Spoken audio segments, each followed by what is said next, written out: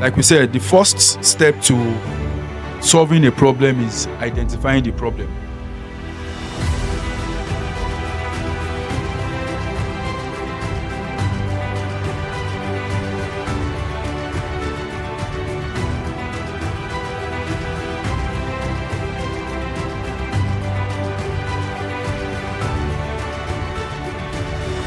So at that point, when you have your solutions, possible solutions, the next thing you do is, where is the money going to come from?